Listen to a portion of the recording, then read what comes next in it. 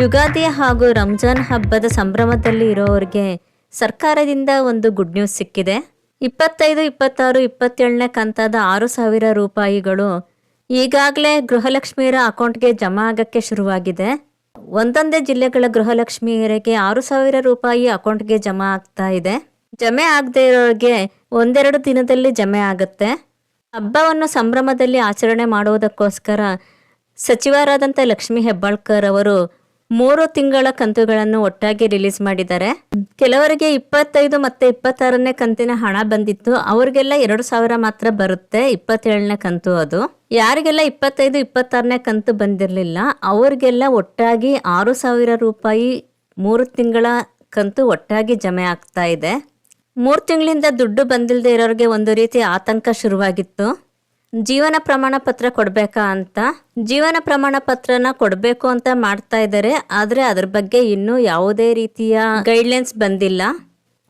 Guidelines ಬಂದ ನಂತರ ಜೀವನ ಪ್ರಮಾಣ ಪತ್ರ ಕಡ್ಡಾಯ ಮಾಡ್ತಾರೆ ಅಂತ ಅನಿಸುತ್ತೆ.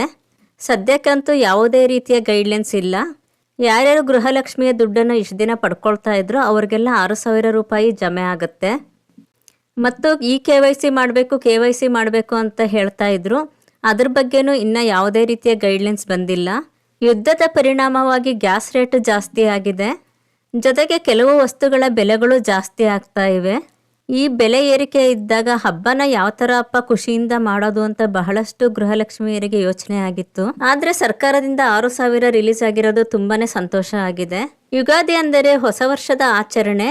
ಹೊಸ ವರ್ಷದಲ್ಲಿ 6,000 ಬಂದಿದ್ದು ತುಂಬಾ ಸಂತೋಷ ಇದೆ.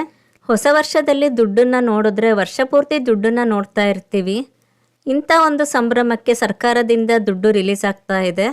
ಮತ್ತು ಬ್ಯಾಂಕು ರಜಾ ಇರುತ್ತೆ, ಅಕೌಂಟ್ಗೆ ದುಡ್ಡು ಬರುತ್ತೋ ಇಲ್ವೋ ಅನ್ನೋ ಯೋಚನೆ ಬೇಡ. ಗೃಹಲಕ್ಷ್ಮಿ ದುಡ್ಡು DBT ಮುಖಾಂತರ ಅಕೌಂಟ್ಗಳಿಗೆ ಬರೋದ್ರಿಂದ ಬ್ಯಾಂಕುಗಳು ರಜೆ ಇದ್ರೂ ಗೃಹಲಕ್ಷ್ಮಿಯರ ಖಾತೆಗಳಿಗೆ ದುಡ್ಡು ಬರುತ್ತೆ. ದುಡ್ಡು ಬಂತಾ ಇಲ್ವಾ ಅಂತ ಚೆಕ್ ಮಾಡ್ಕೊಳ್ಳೋದಕ್ಕೆ ನಿಮ್ಮ ಮೊಬೈಲ್ಗೆ SMS ಬರುತ್ತೆ, ಇಲ್ಲ ATM ಪಾಯಿಂಟಲ್ಲೂ ಚೆಕ್ ಮಾಡ್ಕೋಬೋದು. ಇನ್ನು 28ನೇ ಕಂತಿನ ಬಗ್ಗೆ ಇನ್ನೂ ಯಾವುದೇ ಸುದ್ದಿ ಇಲ್ಲ. ಸರ್ಕಾರದಿಂದ ದುಡ್ಡು ರಿಲೀಸ್ ಆದಮೇಲೆ 28ನೇ ಕಂತು ಬರೋದು. ಆದಷ್ಟು ಬೇಗ 28ನೇ ಕಂತು ರಿಲೀಸ್ ಆಗಲಿ ಅಂತ ಆಶಿಸ್ತೀನಿ. ಹಬ್ಬವನ್ನು ಎಲ್ಲರೂ ಸಂಭ್ರಮದಿಂದ ಆಚರಿಸೋಣ. ನಮಸ್ಕಾರ.